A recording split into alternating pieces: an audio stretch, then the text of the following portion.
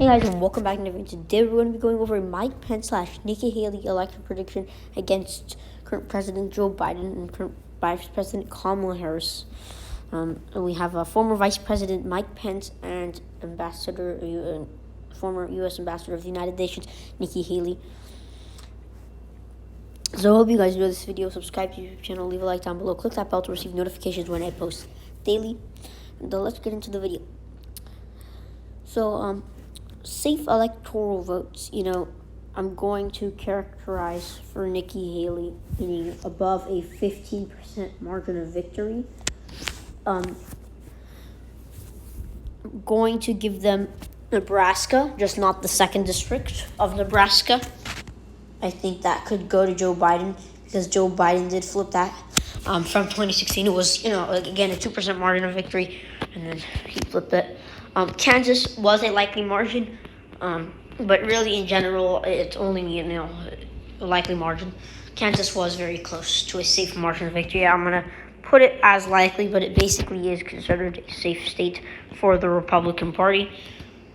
South Carolina would be likely, but because of Nikki Haley on the ballot, it is a safe state for her because Donald Trump carried it by about 12 percentage points. It is shifting to the left, keep in mind, but with Nikki Haley, it can go up 3 percentage points. Above 15 percentage points would make it a safe state. And then also saying Utah and its 6 electoral votes for Mike Pence and Nikki Haley. That would give them 120 electoral votes for Mike Pence and Nikki Haley. In general, I'm going to solidify. I'm going to consider Colorado and New Mexico. These are going to be probably likely states. Nebraska 2nd district is going to be a leans. It was a leans margin. I think it's also going to be a leans margin of victory. So considering Alaska is going to be a likely margin of victory. Indiana is probably going to be safe. South Carolina is going to be safe for them. In Colorado, New Mexico, Virginia, they went blue, probably going blue. I'm going to put them at a likely margin of victory.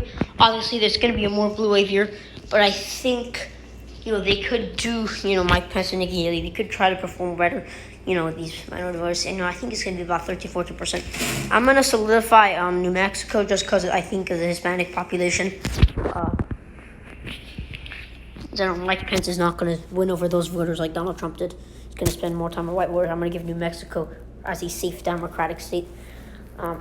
Hawaii, obviously. And then the West Coast, Joe Biden's going to perform well. When Hillary Clinton was around, Oregon and Washington were likely states.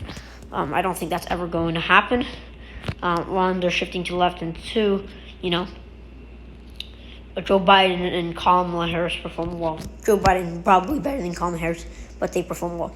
Minnesota, likely margin for Joe Biden and Kamala Harris. If I remove that Joe Biden ticket, it's going to go down to Haley's margin. Joe Biden did a lot better than Hillary Clinton. Hillary Clinton won 1.5 percentage points. Joe Biden 6-7 percentage points. Minnesota, New Hampshire, Colorado, New Mexico, Virginia. These are states that Joe Biden improved much better than Hillary Clinton, and he campaigned these. He didn't take them for granted. Hillary Clinton took them for granted. That Colorado should not have been a 4 to 5% margin of victory for Hillary Clinton. It should have been a lot larger for Hillary Clinton. She didn't solidify her margin in that state. She didn't focus on that state. She didn't put effort in that state. She won it, but she didn't win it by the biggest of margins. So that's why Donald Trump was able to shrink the margin down in Colorado. So there it is, 217 electoral votes for Joe Biden and Kamala Harris to 114. But I'm going to add lean states because I did add a lean district. I'm going to add lean states. I'm going to add Iowa and Ohio to Mike Pence and Nikki Haley's column. They don't perform as well as Donald Trump in these states at all. But I'm going to give in to them. It's still a victory. There's always leaning to the right. Even though it's not going to be a solidified margin, it is not as big as Donald Trump's margin at all. Donald Trump performed a lot better. Donald Trump won the seats by 8 percentage points. Regularly, they'd be 3, 4, 5 percentage points. They're not going to be a likely margin of victory. In Iowa and Ohio, Donald Trump gets those voters. That's why Obama was able to flip it. won because Obama was popular, and he got that African American turnout in Columbus, Cleveland, that northern region. So it caused them to go blue. 2008, 2012, McCain and Romney. But during Bush's time, he was able to win over these voters. Suburban counties are very important in Ohio. The urban ones tend to have Democratic populations because of one African American turnout, and big cities tend to vote Democratic, and then the rural areas tend to vote Republican. So it sort of evens out, and then you have to watch the suburban areas, which usually tend to lean Republican. That's why Ohio tends to lean Republican. But during Obama's time, the suburban areas went Democratic, and it caused Obama to flip them. So I'm going to give it to Mike Pence and Nikki Haley by Lean's margin of victory between 1 and 5 percentage points. In Texas, also Lean's margin of victory, Mike Pence and Nikki Haley can perform well in the seat of Texas.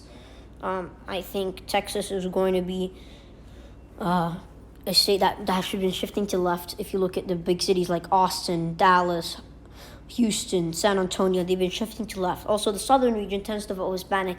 Mike Pence not doing the best with Hispanics, neither does Nikki Haley. So it's probably going to be, not as good, not as good as Donald Trump. Plus, it's shifting to the left. I'm still going to give it to Mike Pence and Nikki Haley in Texas. In Arizona, Joe Biden carried it because of Maricopa County. Mike Pence, again, not going to perform well with these sort of Hispanic voters. I'm going to give it to Joe Biden and Kamala Harris because they perform pretty well here in Arizona and Maricopa County. Joe Biden, obviously, much better on the ticket. Kamala Harris, not as favored. Same thing in Nevada. Hispanic voters are going to allow it to go blue.